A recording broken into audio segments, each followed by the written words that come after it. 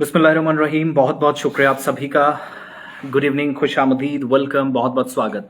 Gulistan news के official Facebook page पे आप मेरे साथ हैं। मैं हूं आसिफ रशीद और बड़ी खबर इस वक्त जिसका इंतजार था वो बिलाखिर हुआ और मरकजी वज़ीर दाखिला जो न सिर्फ सवालों के जवाब दे रहे थे बल्कि दो अच्छी खबरें जम्मू कश्मीर के मुतल्लिक और दो बड़ी और पॉजिटिव डेवलपमेंट्स हुई हैं।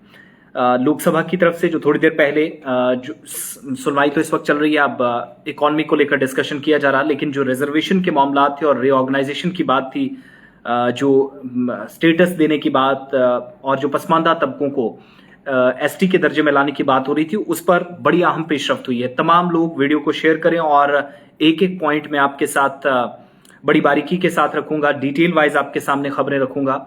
ये दोनों चीजें बहुत बारीकी से समझने की जरूरत है। बहुत सारे लोगों को कंफ्यूजन है कि क्या एक बिल पास हुआ है या दो, तो मैं पहले कंफर्म कर दूं, जो संसद टीवी की तरफ से कंफर्म हुआ है और जो लोकसभा स्पीकर ने जहां पर वज़ीर दाखिला ने उनसे दरख्वास्त की कि आप बिल को पास करें, जब वोटिंग भी हो रही थी तो उस वक्त बिल साथ साथ पास भी कर दिया गया, विच मीन्स दो इंपॉर्टेंट बिल्स पास हुई हैं। एक तो Jammu Kashmir reservation amendment bill 2023 और दूसरा जम्मू कश्मीर तंजीम नौ तरमीमी बिल, जिसको आप Jammu Kashmir reorganisation bill 2023 amendment इसमें भी करनी थी, वो भी हो चुकी है। इससे क्या होगा, दो चीजें याद रखेगा। तकरीबन 6 घंटे तक बहस हुई है, 60 से ज्यादा लोग हैं, वीडियो शेयर करें, बाकी साथियों तक भी मुकम्मल तफसीलात पहुंच जाएंगी।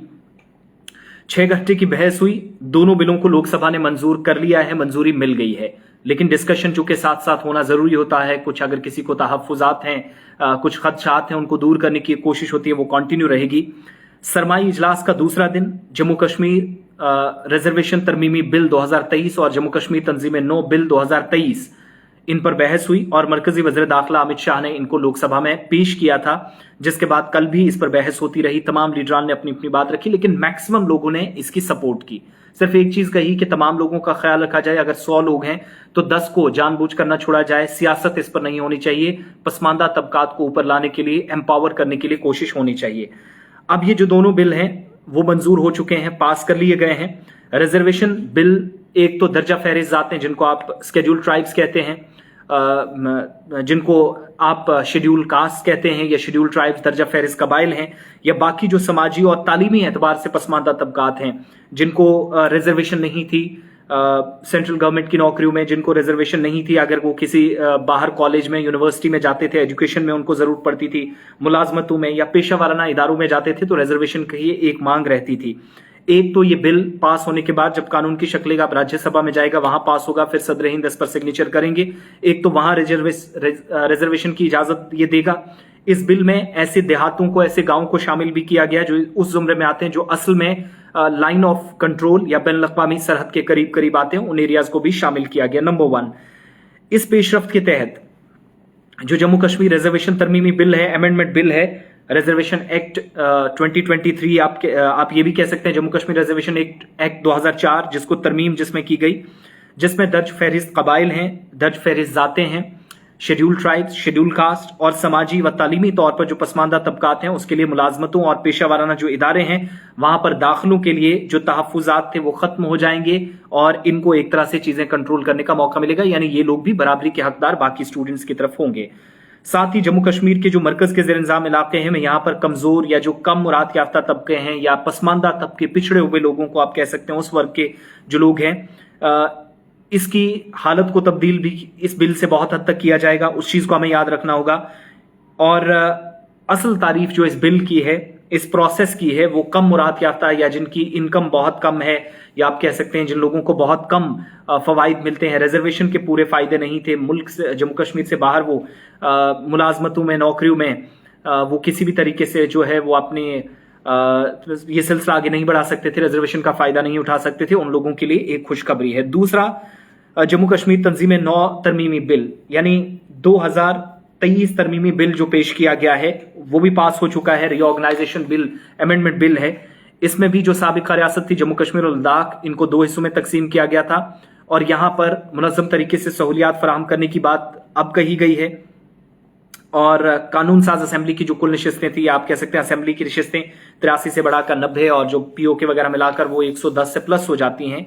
लेकिन कश्मीरी माइग्रेंट्स की तारीफ या इसकी जो आसान लफ्जों में आपको समझ आएगा तो वो ये कि जम्मू कश्मीर के अंदर एक रिजर्वेशन जिसके मैंने आपको फवाइद गिनवा दिए, लेकिन लोकसभा के अंदर ही ये दूसरा बिल भी पेश हुआ जिस पर तकरीबन 5 से 6 घंटे तक बहस हुई। कश्मीरी माइग्रेंट्स हैं, उनको 2 सीटें, एक मेल एक फीमेल, पहले दिन से आप जानते हैं, उनको नॉमिनेट करने का हक जो है लेफ्टिनेंट गवर्नर को मिलेगा। साथ ही साथ वजीर दाखिला की तरफ से जो बताया गया कि नए कश्मीर में पुराने लोगों को भी फायदा पहुंचाना, वेस्ट पाकिस्तानी रेफ्यूजीज को भी फायदा पहुंचाना है, लिहाजा उन लोगों को भी फौरी तौर पर आप ये कह सकते हैं कि इन लोगों के लिए भी एक क्या है कि पॉलिटिकल रिजर्वेशन है। तो वो 10 सीटों की तो मांग कर रहे थे, लेकिन एक सीट उनको भी दी जाएगी। पिछले 70 वर्षों से हुकूक से उनको महरूम रखने का इल्जाम मुख्तलिफ सियासी जमातों पर लगता रहा है, एक तो उसको भी हमें याद रखना होगा।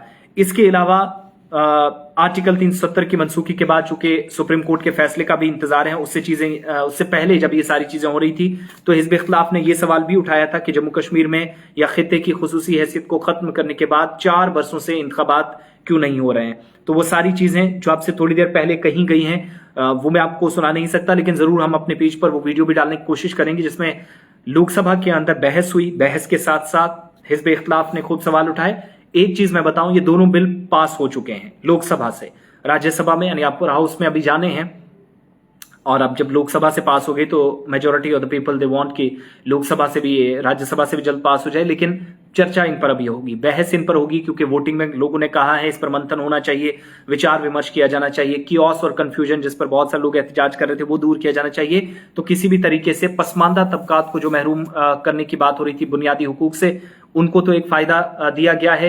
ये वही कानून है जिसके तहत अब तक हम देख रहे थे कि मुख्तलिफ जो ग्रुप्स थे उनको इस रिजर्वेशन के फवाइद से दूर रखा गया था। एक तो उनको फायदा हुआ है, तो कुछ लोगों के लिए अच्छी खबरें, या बहुत सारे लोगों के लिए, बहुत जो कमजोर तबके हैं उनके लिए अच्छी खबरें। डिटेल वाइज आपके सामने ये या मुकम्मल तफसीलात आपके सामने मैंने रख दी हैं।